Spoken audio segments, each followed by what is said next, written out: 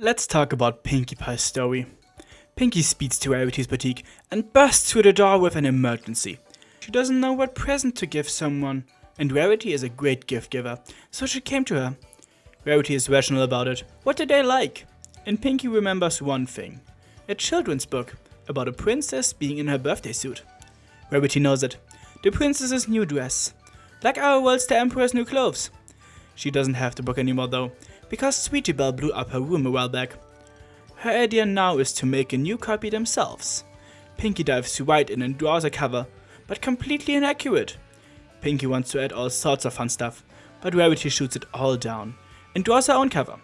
Her as a princess. The style looks great. She also creates a great weaver, but Pinkie takes over again, creating her vision of it with Rarity as the weaver and her as the princess.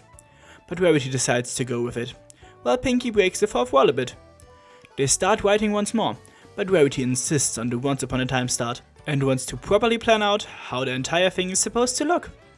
This gives Pinkie a new idea. She wants to use all the art styles. This is true Pinkie Pie chaos, starting with the knitted ponies, with some paper cutout background of course. They play the classic story until Rarity realizes that it would put her reputation on the line. Pinkie still wants to keep going though, and during the fight, they accidentally unravel Rarity. It's her turn again. Her weaver is very talented and wise, but the princess was a fool, so she cut the dress to be wide in the shoulders. For some reason she got hired more after that. That's Rarity's fantasy I guess. Only a prince could make it better for her, but Pinkie says no. Next style is clay models. This time the weaver tells the princess only smart and awesome people can see the clothes. So the princess of course pretended to see it, cause she wanted to be seen as smart and awesome. At that point, Rarity smushed the figures, because the clay looked like a potato. Her next idea is a giant canvas with a beautiful portrait, but that won't work, too big for a whole book. Then Pinkie spies some objects and uses them to show the story, but that's too weird for Rarity, and she interferes. Pinkie's ideas get too unhinged, so she wants to go back to paper, and she does just that. Going on with the classic story, and everyone lying to the princess. But Pinkie gets more ideas, and now it gets really confusing. They made a whole ass paper cutout theater for the shows. And I'm not about to weirdly explain my way through that.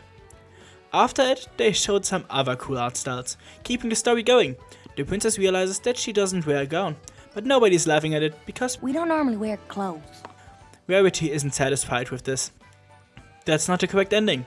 And the beautiful picture Pinkie draws now isn't either. This turned into a giant mess. A mishmash of arts and styles. But it certainly is very Pinkie Pie. It's like looking inside of her head, and without actually folding it, this looks terrifying. Rarity is upset by that artistic chaos, but Pinkie is too endearing to get mad. Then she has the idea to move some pages around and tears the book apart.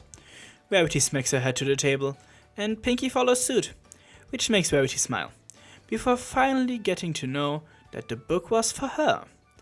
Pinkie knew about the book, but making it together with her was way better than getting a new one.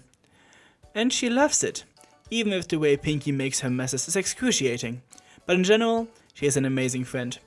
Now, they are gonna get smoothies. This was a very unhinged comic, as expected, but really fun and silly.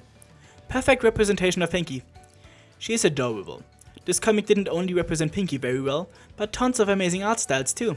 If you take a careful look at them, you can see whose style each of those were inspired by. And it's probably the thing I spent the most time on after reading. Just checking out the people whose style they were referencing. It's honestly the essence of the comics. They show off amazing art styles each issue.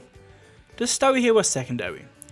Everyone knows the Emperor's new clothes, and this bonified it, but mostly to show off these art styles, as well as Pinkie's chaotic nature.